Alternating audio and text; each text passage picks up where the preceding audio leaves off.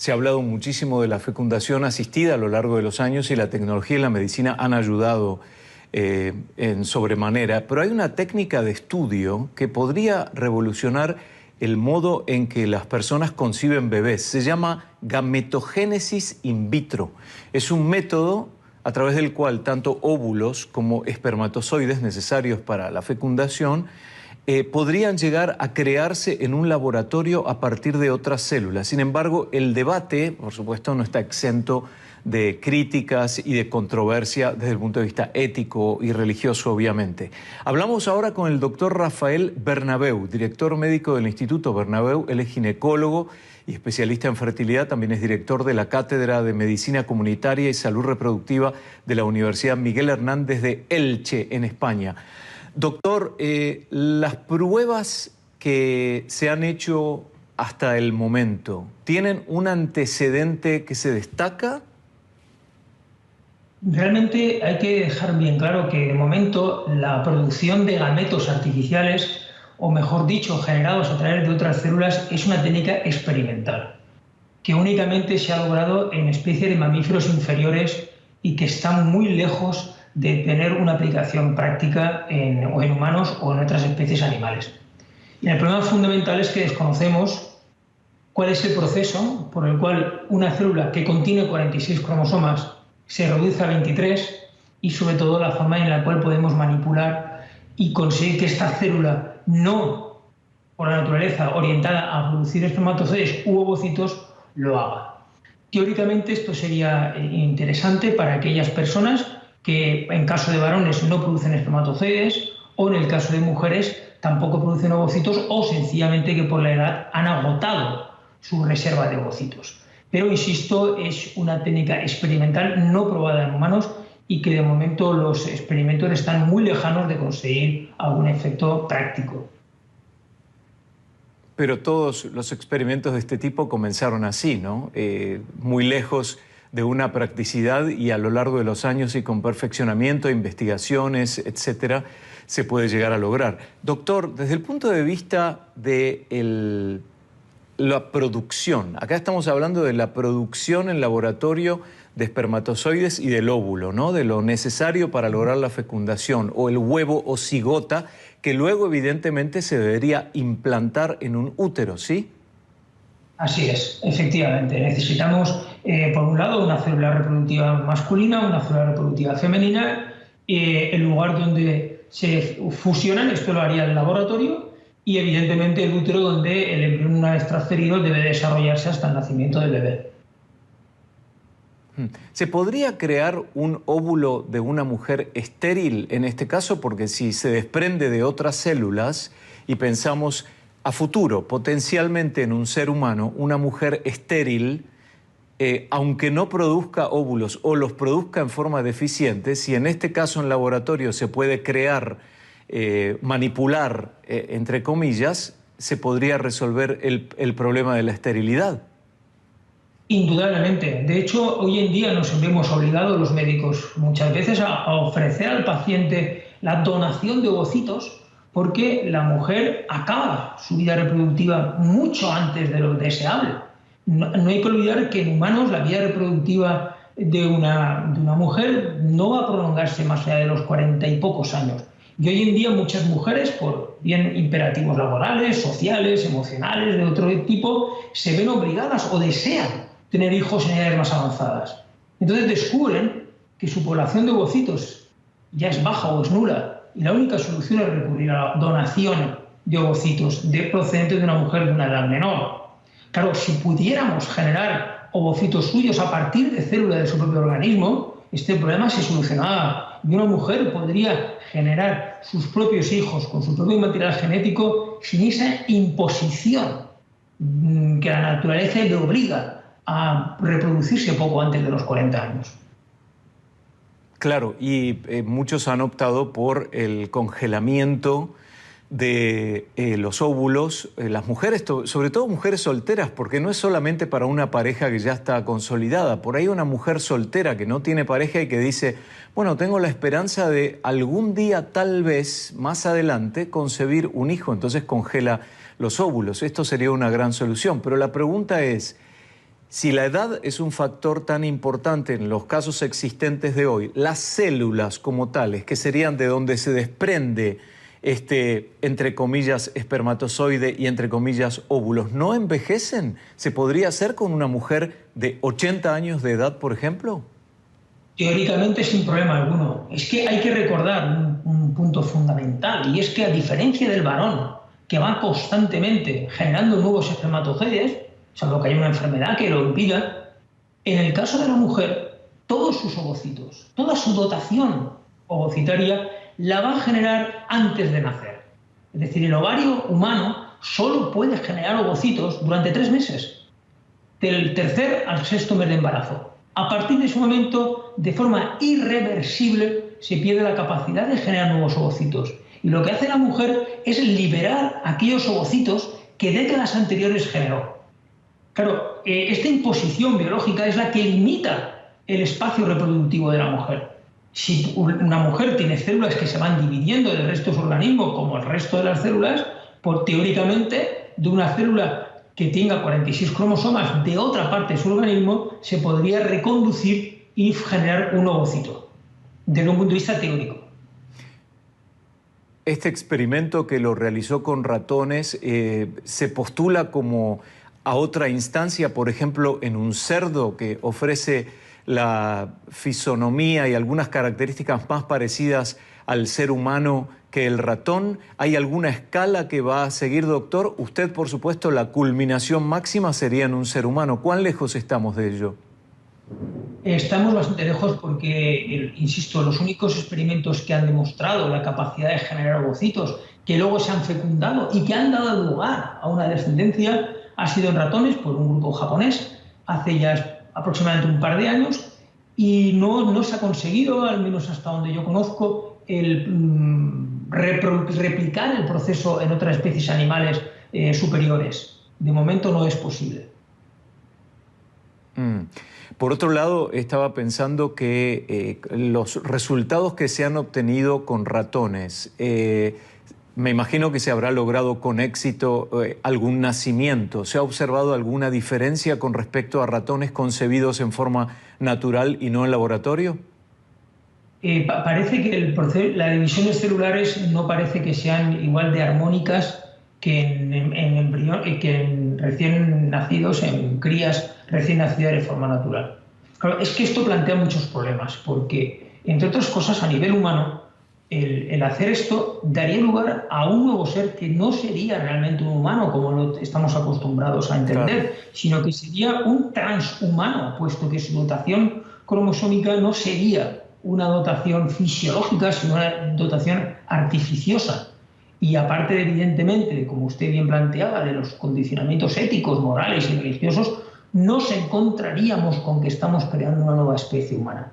Que no sea humano, podríamos llamarlo claro, transhumano, o neuhumano, o posthumano, pero no sería un humano como tal. La gametogénesis in vitro.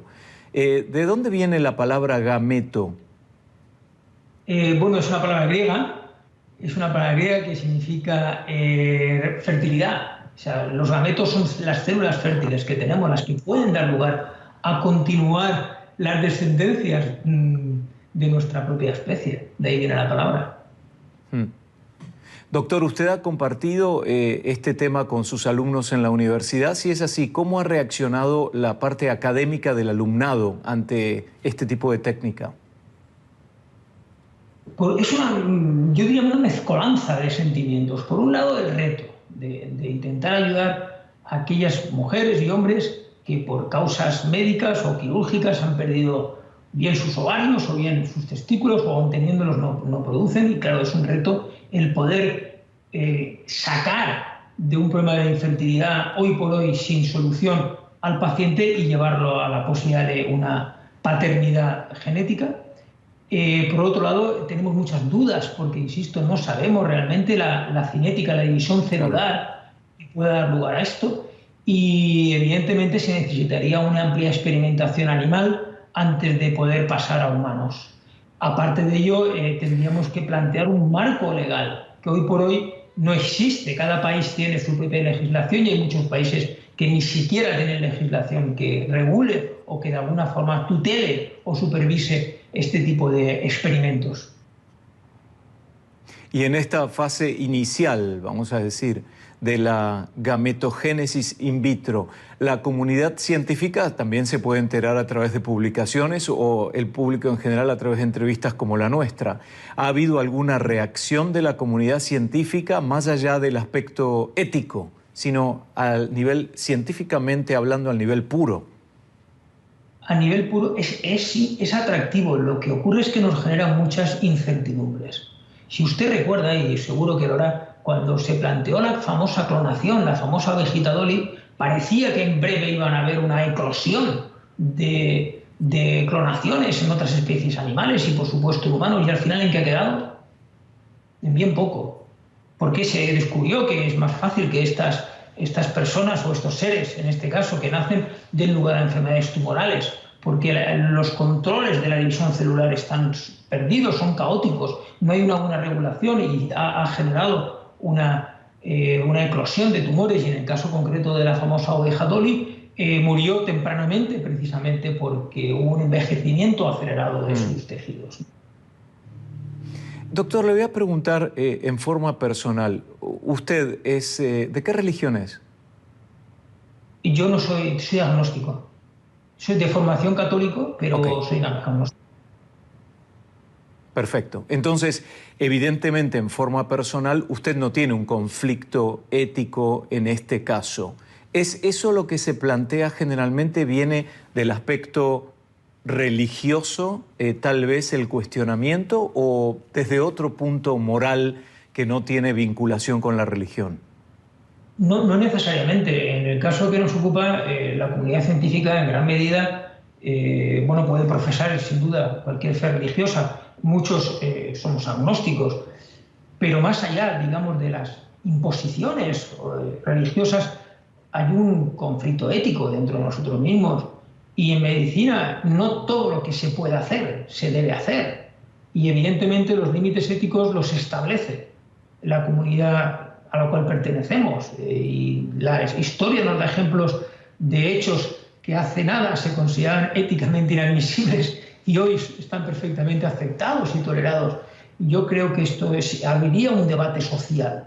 Yo soy de la opinión que la medicina reproductiva ha sido un verdadero volcán en el cual han surgido cambios tan dramáticos que han cambiado la sociedad.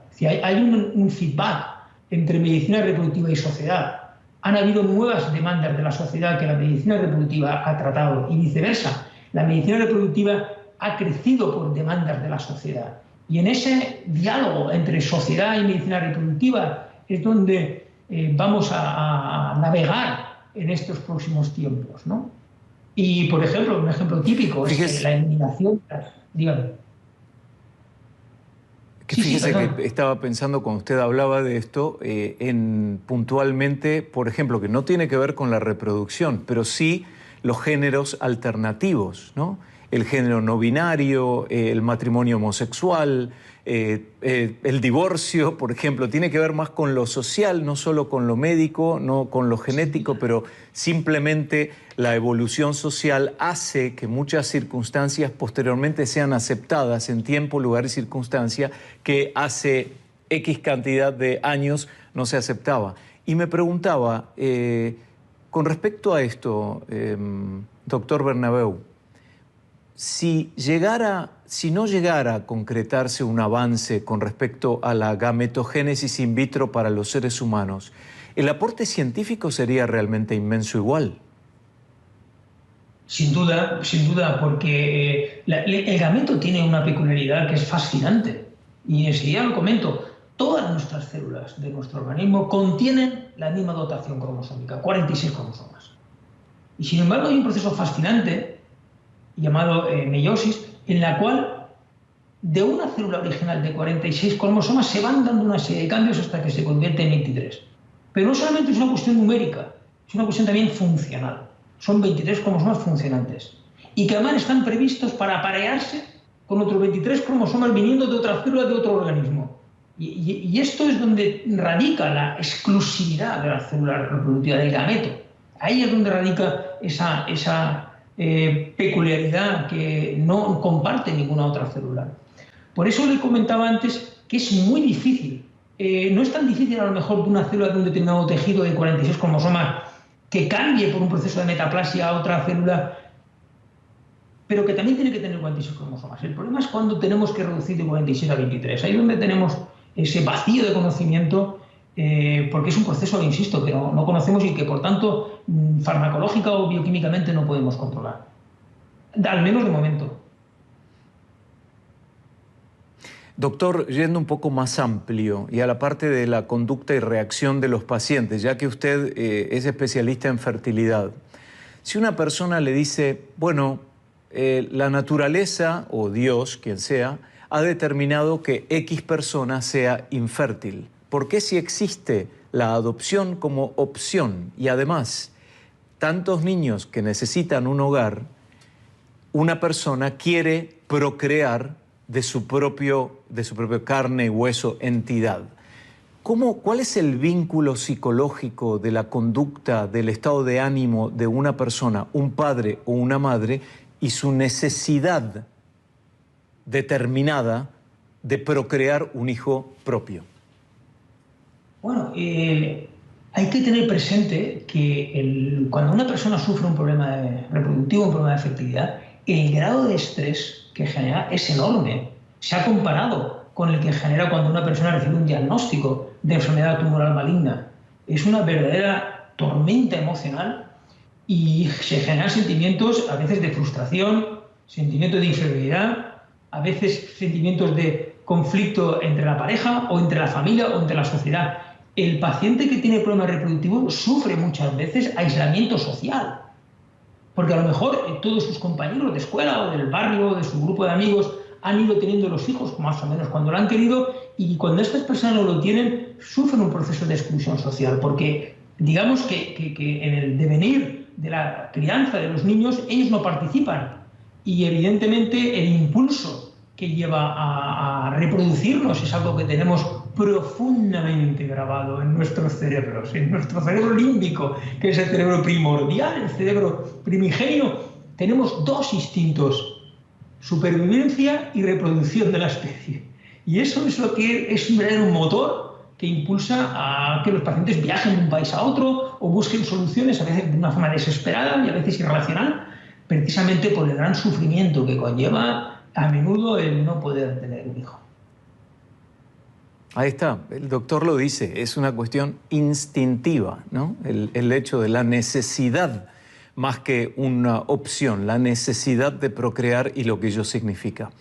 Doctor, le agradecemos muchísimo. Qué interesante el tema de la gametogénesis in vitro, perfectamente explicada, a pesar de encontrarse en los primeros pasos en la ciencia por el doctor Rafael Bernabeu, director médico del instituto que lleva su nombre. Él es ginecólogo y especialista en fertilidad.